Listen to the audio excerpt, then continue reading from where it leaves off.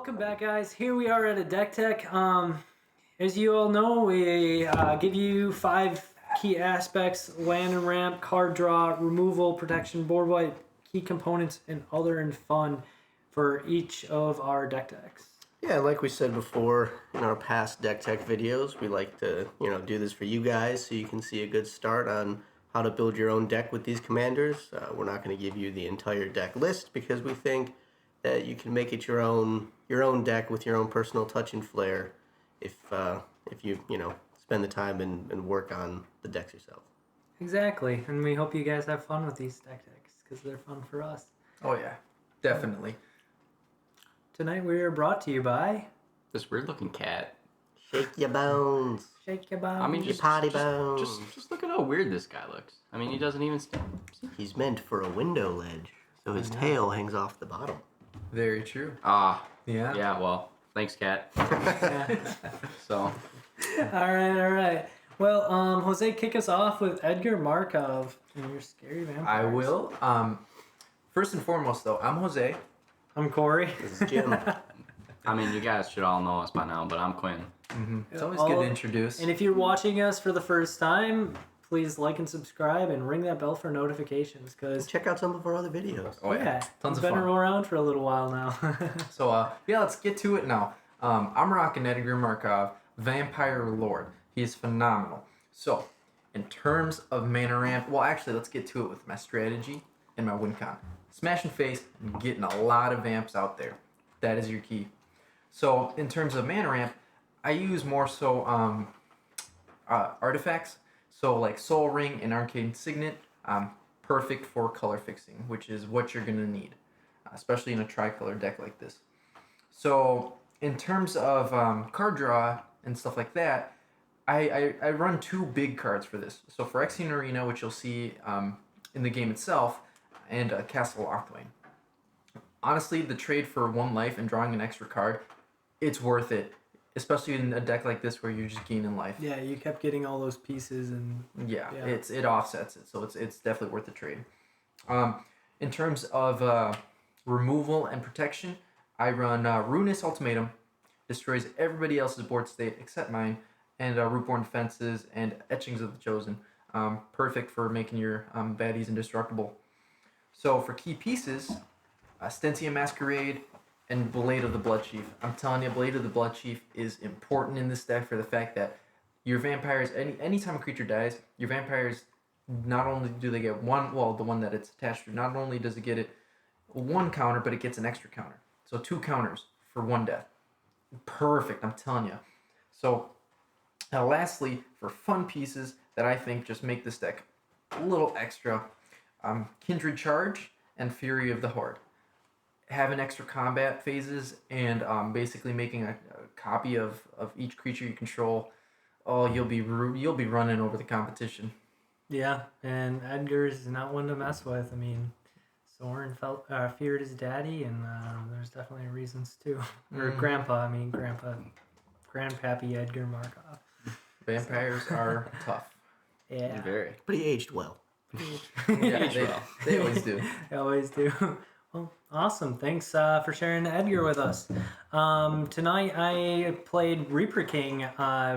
Reaper King is very spooky. His strategy is basically put out Reaper King and then play a whole bunch of Scarecrows and control the board state by blowing up permanents. My win con and goal is Reaper King's also other ability is he pluses and gives Scarecrows +1/+1. And I've got other effects that give +1/+1, so I swing and do lethal with my Scarecrows. And when you see a huge army of Scarecrows, better stay away from the cornfields. So, I have for land and ramp, I have Ramping Growth, Kodama's Reach, and Scare Tiller. Pretty straightforward. They ramp what you need. Scare Tiller's unique because he's a Scarecrow and he taps for mana. For card draw, I have Rhystic Study, Supreme Will, and One with the Machine. And One with the Machine is pretty cool and unique, and Rhystic Study is a staple that I include in all my decks. And Supreme Will acts as a way to protect my Scarecrows, as well as I could either draw a card and stuff too, which is pretty awesome. For removal and protection / board wipe, I have Cyclonic Rift, Croissant Grip, and Spell Pierce. Spell Pierce is at 1 drop to try and make sure that Reaper King doesn't get targeted. And then Psych Rift, Board Wipe, and Croissant Grip is split second removal for artifact or enchantments.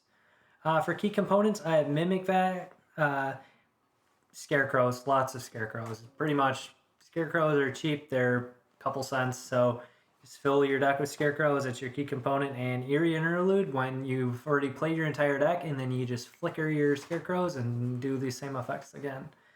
For some fun and other pieces, I have Helm of the Host, Rakdos Guildgate, and Wear of Invention. You might be like, well, Rakdos Guildgate, why? I'm like, I thought because of the spookiness, the Halloweenness, I included all the gates that had black in them. So Rakdos Guildgate, Dimir, Golgari, and Orzhov. So all the black guild gates and stuff just add that Halloween-esque part of it. So yeah, this is pretty fun to use. In tonight's episode, you didn't see a whole lot, so promise you Scarecrows are a lot scarier than what you saw. And that's actually kind of like an homage to how scary your deck can be. Like, we didn't want that sticking around for too long. Yeah, that's true. Like, I knew the potential of the deck. So. Yeah, so I know it kind of sucks you being the only one and kind of not being able to do much, but let's be honest. If you would have gotten Scarecrows out of there, it would have ended really quickly. And you definitely did start getting to that point when you started targeting a couple of my things, and I just... It was that they get scary. Technically, I didn't target yet because they didn't come back. They're still out there in limbo. No, so but you did the first time. Reaper King and Jousting Dummy are going to be coming back sometime with the Reaper Vengeance. Just gotta make sure you keep the lights on at night. Yeah, that's true. Don't go out to the cornfield. Yeah, don't go to the cornfields. All right, kick us off. All right, next we got Krenko, and his strategy is to swarm the field with a goblin army and either use them to do direct damage or find other ways to hit your opponents using spells or abilities. So that's how we win. We need a lot of goblins out there. So you can do that with Beetleback Chief, Mogcatcher, and Goblin War Chief. These are just a few of the many goblins that all synergize together to either get tokens out there or to give your tokens haste or buff them with +1/+1 like the Goblin Lords. Mogcatcher, although it's not an actual goblin itself, it gets those goblins out there, any goblin you want from your library for 3 mana, which is really nice. Land and ramps, we have Soul Ring, Mana Geyser, Geosurge, and Skirk Prospector. Soul Ring is, I have it a staple in every single one of my commander decks as long as I can. Mana Geyser and Geosurge are good because they're a sorcery. You have to spend mana to make mana in this case, but they're really good if you need that extra 1 or 2 mana to get Krenko out there earlier, or if you need to get some more mana to get bigger guys out there. And Skirk Prospector, he's just good there for sacking some goblins and getting some free mana off of them. Card draw, we have Faithless Looting, Tormenting Voice, and Renegade Tactics. There's not a whole lot of card draw in mono red in general, but these are kind of nice to get that extra card advantage if you need to. With Faithless Looting and Tormenting Voice, you do have to pay some extra costs, but in the end it's worth it for an extra card or 2 if it means the game. And Renegade Tactics, you get a card, creature's unblockable, it's 1 mana, it's kind of all-around goodness. Removal and protection, we have Chaos Warp, Red Elemental Blast, and Swiftfoot Boots.